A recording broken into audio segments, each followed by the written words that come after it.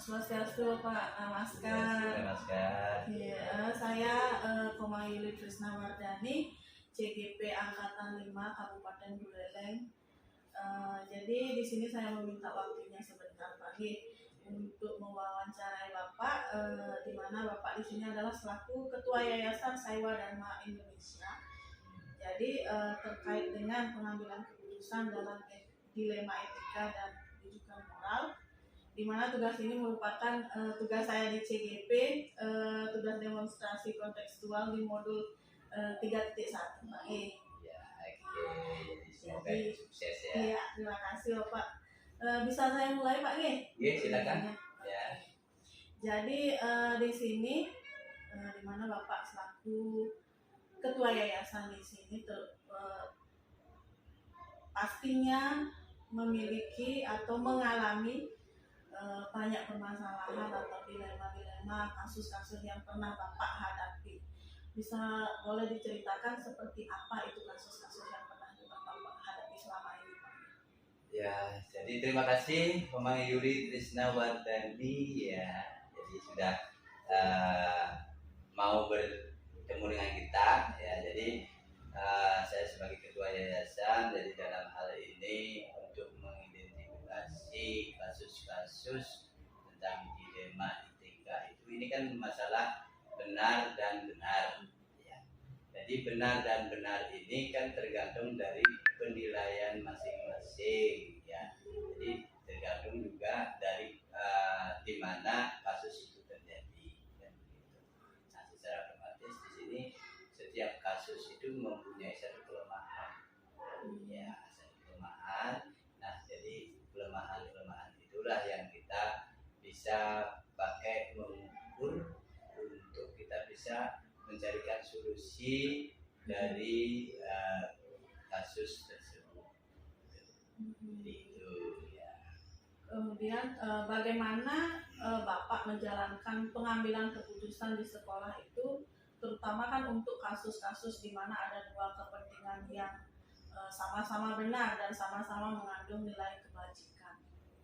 Ya, dalam hal ini kadang-kadang kita harus mengkonfrontasi dari kasus tersebut ya, dari kasus tersebut, sehingga di situ kalau sudah dikonfrontasi, sudah dihadapkan kedua kasus itu, pasti ada titik terangnya untuk mengambil keputusan yang mana harus duluan, mana harus belakangan. Seperti itu yang kita lakukan. Jadi ada nggak langkah-langkah atau prosedur seperti apa yang biasanya Bapak lakukan selama ini dalam pengambilan keputusan itu, Pak?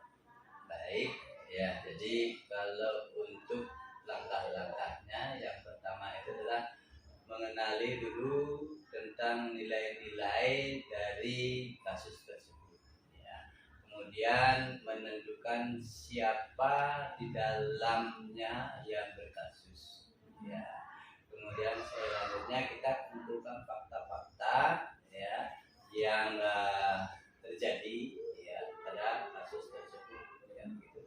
Dan selanjutnya barulah kita berikan pengujian ya kebenaran yang terjadi, sehingga dalam pengujian ini akan ada istilahnya benar lawan benar. Nah, ini merupakan sebuah tantangan bagi kita untuk mendapatkan solusi yang terbaik. Untuk biasanya hal-hal apa saja yang selama ini Bapak sudah anggap efektif dalam pengambilan keputusan pada kasus-kasus dilema etika tersebut? Jadi yang sangat efektif kita lakukan pada saat kita mengambilan keputusan itu adalah mengkonfrontasi kedua pemasalah ya, sehingga di situ ada hal yang bisa kita tarik menjadi dipakai untuk pengambilan keputusan yang harus dijalankan. Jadi memediasi kedua belah pihak. Kemudian apakah Bapak memiliki sebuah tata cara atau jadwal tertentu dalam sebuah penyelesaian kasus dilema etika. Jadi apakah Bapak biasanya mungkin langsung saat itu menyelesaikan di tempat atau memiliki jadwal untuk menyelesaikan, misalkan ya mengadakan rapat dulu atau bagaimana gitu Pak? Oke, baik. Terima kasih. Jadi hal itu tergantung daripada kasus yang terjadi. Ya, kasus yang terjadi kadang-kadang kan kasusnya itu kadang-kadang perseorangan, ya perseorangan. Kalau perseorangan ya kita tangani secara langsung, ya. Tapi kalau menyangkut dengan banyak orang, maka kita lakukan rapat, ya bersama, sehingga segala keputusan itu atas dasar musyawarah. Jadi melibatkan banyak orang juga ya. Jadi adakah seseorang atau faktor yang selama ini mempermudah atau membantu Bapak dalam pengambilan keputusan dalam kasus-kasus selama ini yang Bapak hadapi? Jadi seseorang yang sangat membantu dalam hal ini ada, yaitu Sri Ananda Murti, di mana beliau banyak menulis buku-buku yang mereferensi tentang kehidupan, ya. Jadi kita ambil dari buku-buku itu nilai-nilainya, sehingga saya sendiri mendapat tenaga, ya, untuk bisa menyelesaikan kasus-kasus yang terjadi tersebut. Ya, jadi beliau memberikan inspirasi dari kurang lebih ada 100 buku, ya, yang beliau keluarkan, ya. Jadi itu termasuk moral dan etika. Jadi bukunya sangat menginspirasi. Sangat menginspirasi, dan itu memberikan daya dorong, daya motivasi untuk kita menjadi pemimpin yang ideal. Iya. Jadi dari semua yang telah Bapak sampaikan nih, pembelajaran apa yang dapat Bapak petik dari pengalaman Bapak selama mengambil keputusan dilema etika ini? Ya, jadi pembelajaran yang kita bisa ambil dari pengambilan keputusan dilema ini, jadi kita, terutama saya sendiri, saya sangat merasa terbantu, ya, terbantu menjadi pemimpin yang lebih kompeten, ya, kompeten untuk teman-teman kita yang ada di sini. Dan sampai itu juga kita bisa mempelajari karakter masing-masing, ya. Kita juga bisa mempelajari pribadi-pribadi dari warga sekolah itu sendiri, ya. Samping itu juga kita bisa menjadikan diri kita itu sebagai sampel di lembaga tersebut, ya. Karena setiap pemimpin itu pasti akan memberikan sesuatu, ya, untuk kemajuan lembaga itu sendiri, ya, baik itu secara moral ataupun visi. Dan kadang-kadang sebagai pemimpin itu harus siap berkorban segalanya, ya. Jadi ini yang kita bisa dapatkan di sini, ya. Jadi kita bisa kelola dalam diri saya sendiri, terutama, ya. Jadi sesuatu yang sangat potensial, sangat menuju pada pribadi. Mungkin itu, ya. Oke, terima kasih Bapak, senang sekali saya hari ini dapat ya bincang-bincang terkait dengan bagaimana pengambilan keputusan ya tentang dilema etika dan pendidikan moral. Ya mudah-mudahan kedepannya saya juga bisa belajar dari Bapak terkait dengan bagaimana pengambilan keputusan itu yang menurut kita itu biar tidak merugikan satu pihak seperti itu, Pak. Iya. Jadi Bapak terima kasih atas waktunya. Saya ucapkan banyak-banyak terima kasih. Semoga dengan wawancara ini saya dapat mengambil pelajaran dari yang Bapak sampaikan. Ya, semoga itu bisa bermanfaat dan kita bisa semoga juga bisa Yuli ya nanti bisa punya sekolah sendiri ya itu ya dan bisa menjadi pemimpin yang ideal untuk di sekolahnya. Terima kasih Ya, Bapak terima atas kasih. waktunya. Sampai.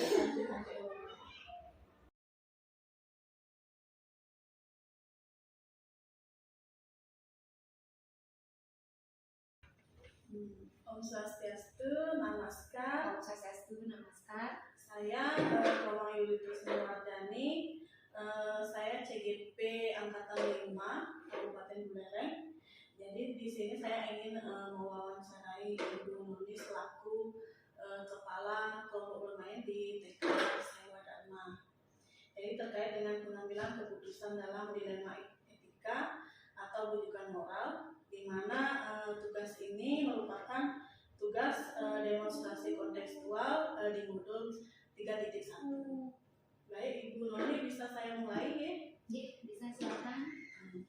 Jadi Ibu Noni selama ini menjadi kepala KB atau kelompok bermain tentunya ada saja mengalami banyak masalah atau dilema yang Ibu hadapi belakangan ini. Bisa diceritakan Ibu Noni seperti apa itu kasus-kasus atau dilema etika yang pernah Ibu hadapi selama ini? Baik, terima kasih sebelumnya. Ya, dalam hidup itu ruang bineda pasti ada ya dicari dia. Jadi kita pasti akan menemukan tantangan-tantangan dari waktu ke waktu. Jadi pernah juga pada suatu ketika ada anak-anak yang melakukan pertengkaran ya, mereka berdua bertengkar, kemudian jadi orang tua ikut andil dalam hal itu sehingga menyebabkan orang tua juga agak panas ya teacher ya. Ya, jadi seperti itu kita dilema jadinya. Sama-sama benar anak-anak karena itu merupakan proses tumbuh kembang anak-anak. Jadi kita tidak bisa membela yang mana salah, yang mana benar. Kemudian untuk selama ini bagaimana Bu Noni dapat mengidentifikasi kasus tersebut, di mana kasus ini merupakan dilema etika atau rujukan moral, bagaimana cara mengidentifikasinya? Selama ini seperti pengalaman saya sendiri ya, cara saya mengidentifikasi permasalahan dilema etika ini yaitu mencari pokok permasalahan dari hal tersebut. Ya, mencari jika saya tidak melihat pada saat itu, saya mencari saksi atau mencari yang melihat kejadian tersebut seperti itu. Ya, jadi seperti yang kita ketahui dilema etika merupakan suatu tantangan yang berat ya, yang harus kita hadapi dari waktu ke waktu. Jadi kenapa dibilang itu berat? Karena namanya saja dilema. Jadi kita akan dipertemukan pada kasus yang dimana semuanya itu adalah kasus yang benar ya. Jadi benar sama benar seperti itu. Kemudian bagaimana cara Anda menjalankan pengambilan keputusan di sekolah itu, terutama kan untuk kasus-kasus di mana ada dua kepentingan yang memang sama-sama benar atau memang sama-sama mengandung nilai kebajikan? Ya, jadi selama ini cara pengambilan keputusan yaitu dengan seperti saya bilang tadi, dengan cara mengidentifikasi ya, mengidentifikasi pokok permasalahan yang ada, mencari tahu apa sih yang sebenarnya terjadi, seperti itu sih. Ada nggak langkah-langkah atau prosedur seperti apa yang biasanya Ibu lakukan selama ini? Baik, selama ini langkah-langkah yang saya lakukan selama problem dilema etika ini adalah yang pertama mencari pokok permasalahannya, mengidentifikasi permasalahan yang ada. Kemudian yaitu setelah itu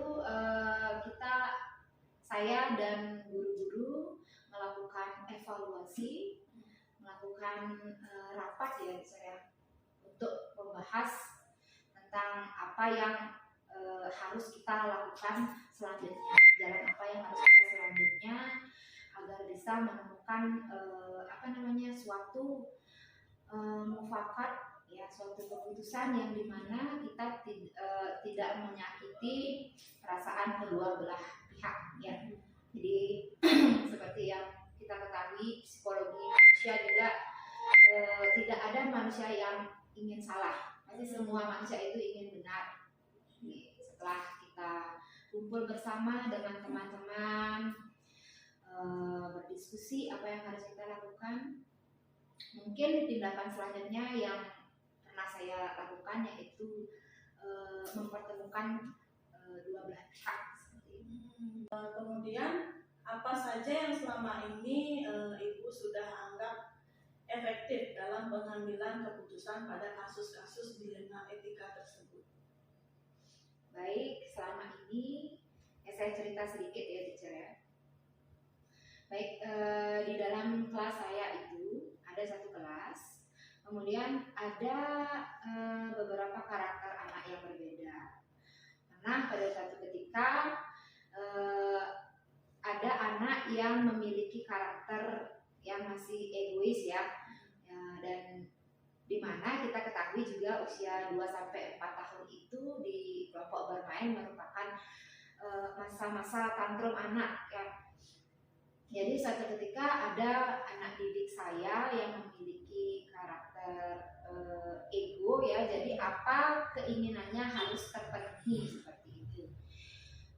Kemudian pada saat itu anak itu bermain bersama ya. Di satu sisi lain ada anak didik saya yang memiliki karakter ya pendiam seperti itu, pendiam. Kemudian pada suatu ketika dia bermain bersama, jadi anak yang kalem ini membawa mainan. Kemudian anak yang memiliki karakter ego ini ingin juga bermain mainan tersebut. Jadi otomatis anak yang pendiam ini dia hanya bisa menangis direbut mainannya seperti itu. Nah, ketika direbut mainannya, anak yang kalem ini menangis.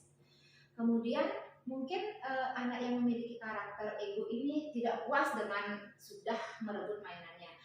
Jadi langsung dia memukul mukanya, kemudian dicakar sehingga adalah sedikit luka pada hidung dan di bawah mata sini.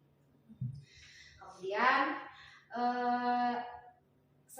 setelah pulang anak-anak, teachernya yang mengajar di sini, kebetulan waktu ini ada partner saya yang mengajar di sini, menceritakan apa yang terjadi pada si orang tua yang dicakar ya, yang korbannya ya, dia seperti itu ya. Itu sudah diceritakan gimana apa yang terjadi di kelas tadi gitu, dan orang tuanya sudah oke sih, teacher nggak ada komplain lagi. Terus kemudian mungkin sampai rumah, mungkin pas selesai mandi itu karena kulitnya putih itu yang kalem yang dicakar itu kulitnya putih, jadi mungkin habis mandi itu lagi merah-merah kelihatannya. Nah, jadi nggak puas orang tuanya itu di grup lah, kita punya grup kelas, di sanalah orang tuanya komplain gitu, dengan menyebut atau mengetek orang tua si anak yang memiliki karakter ego tersebut seperti itu. Nah, jadi terjadilah keributan gitu, agak tegang lah sedikit, dan dibalas juga di grupnya itu oleh ibu si yang cakar. Nah, salahnya ini teachernya tidak dapat bercerita dia kepada ibu yang mencakar itu. Jadi kan mungkin terkejut ya, terkejut ibu yang mencakar. Jadi dia membalas di grup dan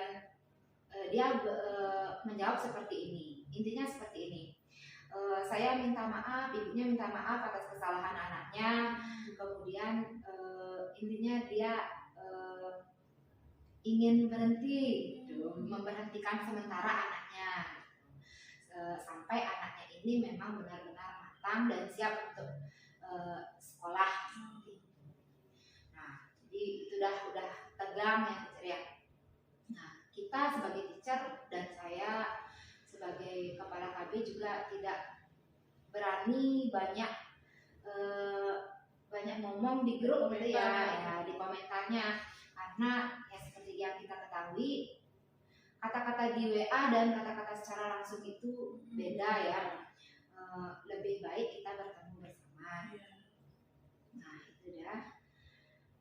Seperti itu, jadi kita rapat di sekolah karena belum dikonfirmasi di grup, jadi kita memutuskan bersama guru-guru untuk mempertemukan ibunya si A dan si B.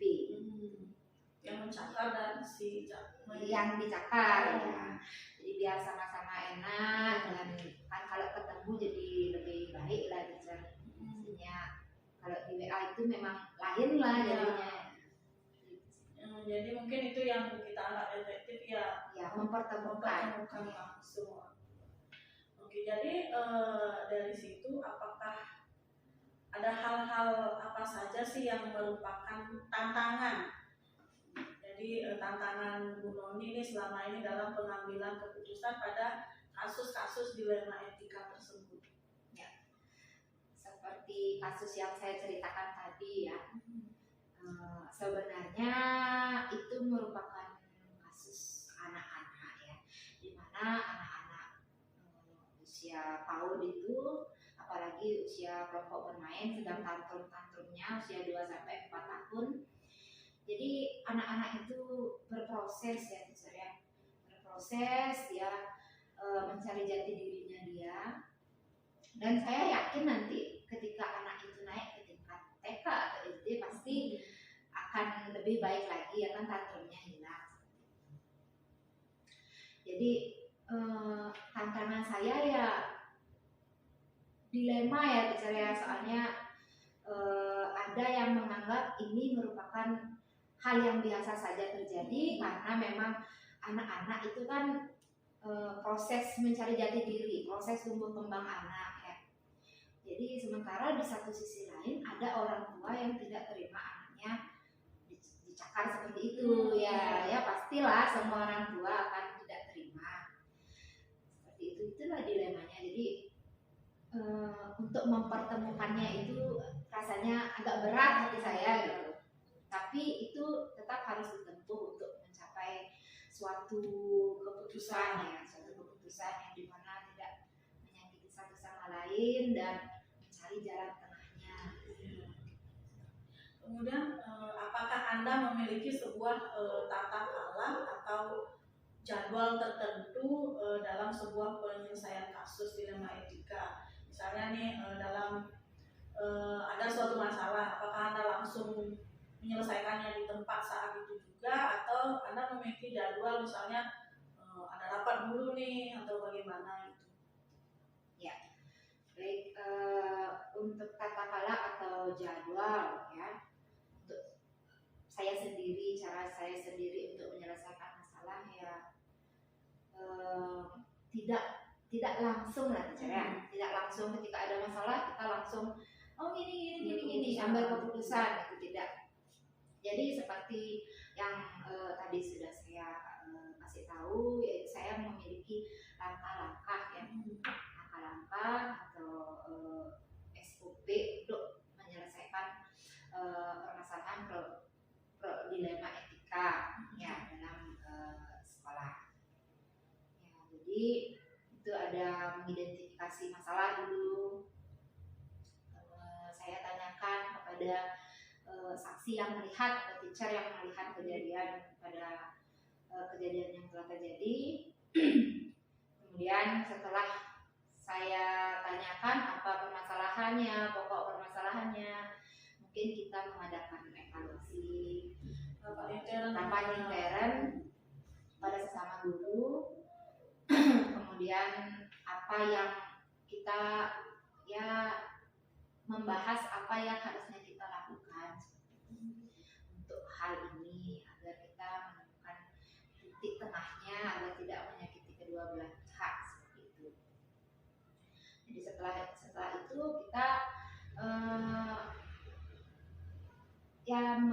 kadang untuk memediasi ya, untuk memediasi orang tua seperti kasus saya yang saya ceritakan tadi itu, saya pertemukan kedua orang tuanya, ya istilahnya untuk memediasi agar orang tua ini tidak benci sama ini, orang tua ini juga tidak benci sama ini ya.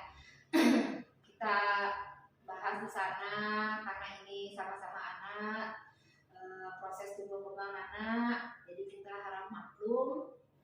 Dan di sana juga teachernya juga berjanji agar lebih memperhatikan lagi anak ini seperti anak yang saya ceritakan tadi yang memiliki karakter ibunya tinggi ya. Jadi sekarang sampai saat ini sih dia masih dalam tahap pendampingan khusus sama teachernya. Oke. Kemudian apakah ada seseorang atau faktor-faktor yang selama ini sudah mempermudah atau membantu Anda dalam pengambilan keputusan dalam kasus-kasus dilema etika? Misalnya Anda berpegang teguh seperti ini kok dia bijak seperti itu. Ada nggak kira-kira? Oke, faktor-faktor yang selama ini mempermudah dan membantu saya dalam pengambilan keputusan permasalahan dilema etika ini yaitu ya dari bantuan guru juga ya teacher ya. Jadi saya tidak bisa mengambil keputusan sendiri, kita ketemu ya. Jadi satu kepala itu memiliki pendapat yang lain-lain. Jadi di situ saya bisa ketemu solusi-solusi yang ada. Dan saya juga berkonsultasi juga dengan Bapak Ketua Yayasan, apa yang harus kita lakukan untuk masalah yang terjadi. Oke nih, dari semua yang telah Bu Noni sampaikan, kira-kira pembelajaran apa yang Ibu dapat petik dari pengalaman Anda sebagai kepala KB di mana sudah mengambil keputusan dilema etika tersebut? Baik, pembelajaran yang saya dapat ya, saya sih awalnya saya kurang percaya diri sih menjadi kepala KB ya teacher ya. Tapi pembelajaran yang saya dapat setelah saya menjadi kepala KB ini, ketika saya dihadapkan pada dilema etika, permasalahan yang berat yang pasti saya akan temukan dari waktu ke waktu, yaitu saya lebih bijak mengambil keputusan, lebih berhati-hati lagi dalam mengambil suatu keputusan, tidak emosi semata ya, emosi sesaat, tidak cepat untuk mengambil, tidak gegabah untuk mengambil suatu keputusan ya. Jadi lebih dipikirkan lagi agar tidak terjadi sesuatu yang fatal ya. Dan yang paling penting kan kita bersama-sama membimbing anak-anak agar anak-anak kita semua bisa menjadi anak-anak yang hebat. Betul sekali Bu Noni, luar biasa sekali pengalaman Bu Noni. Oke, mungkin terima kasih ini untuk waktunya, sudah bisa sharing, sudah mau diwawancarai.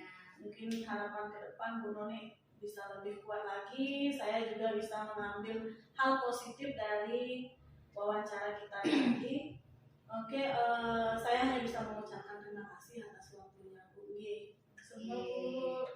Ya, semangat Teacher Lili, semoga lancar ya, dilancarkan CKP-nya. Terima kasih Bu Noni. Ya.